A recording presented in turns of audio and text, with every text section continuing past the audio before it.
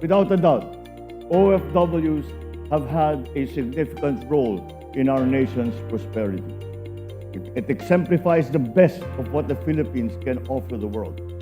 We continue to assure our OFWs that within our bagong Pilipinas, this administration will never cease to provide protection, growth, and development for themselves and for their families. Sa bawat Pilipinong ng ibang bansa, may pamilya at pangarap na naiwan. At sa bawat OFW, naroon ang DMW, tahanan ng OFW, handang magbigay ng proteksyon, kalinga at suporta sa bawat yugto ng kanilang paglalakbay.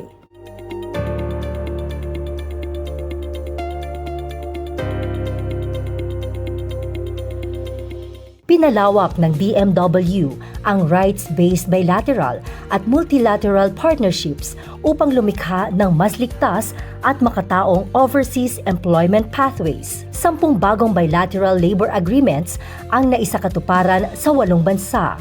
Nagbubukas ng mas maraming oportunidad para sa ating mga manggagawa. Nagbibigay ng direktang suporta sa ating mga OFW saan mang panig ng mundo. Mas pinaigting ang regulasyon at inspeksyon laban sa mapanlinlang na recruitment. Tinitiyak na tanging kwalipikado, etikal at transparent na ahensya lamang ang pinayagang mag-operate. Sa tulong ng National Maritime Polytechnic, mahigit 21,000 seafarers ang naihanda para sa global maritime industry.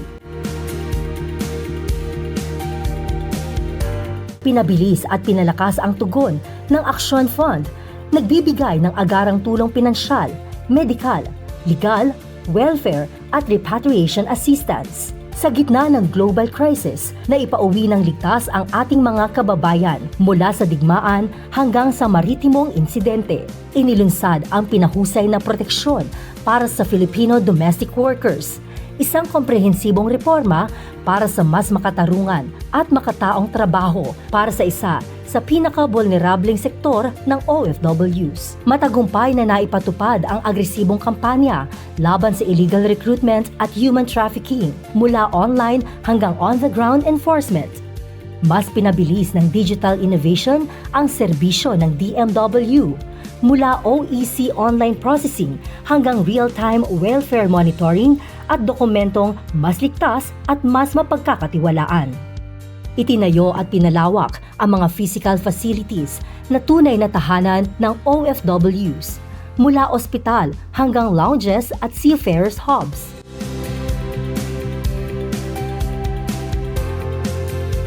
Itinatag ang full-cycle reintegration programs upang makabalik ng may dignidad, kabuhayan at bagong pag-asa ang ating mga OFW.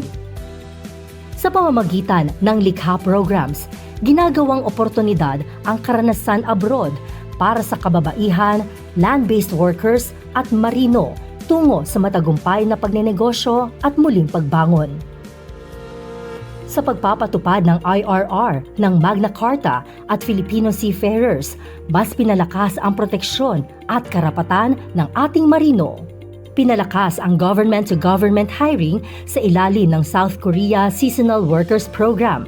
Tapat, makatao at protektadong migration pathway.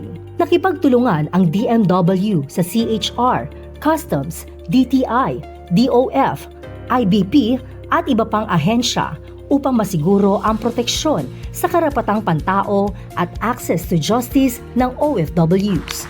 Noong December 30, 2025, posthumously, ginawaran ni Pangulong Ferdinand R. Marcos Jr. ng Order of Lacandula, Rank of Grand Cross or Bayani, si Department of Migrant Workers Secretary Maria Susana Tuts Ople. Because not only was she an amazing public servant, she was an amazing person. She is one of the best people that I have ever met in my life. Ang parangal ay bilang pagkilala sa kanyang mahalagang kontribusyon sa pagtatatag ng Department of Migrant Workers at sa pagpapatupad ng mga patakarang naglalayong palakasin ang proteksyon, dignidad at kapakanan ng overseas Filipino workers. Ayon sa Pangulo, ang mga sistemang ipinundar sa ilalim ng kanyang pamumuno ay patuloy na nagsisilbing batayan ng mga programang nagtataguyod ng karapatan ng mga migranteng Pilipino sa buong mundo. Hatid ang serbisyong gobyerno direkta sa OFWs abroad sa pamamagitan ng whole of government approach para ang bawat Pilipino saan mang panig ng mundo ay hindi kailanman nag-iisa. Sa DMW, ang OFW ay hindi lamang manggagawa. Sila ay haligi ng ating bansa. Sa 2025, patuloy natin silang ipinagtatanggol, inaalagaan at binibigyan ng pagkakataong umunlad dahil ang DMW ay ang tahanan ng OFW.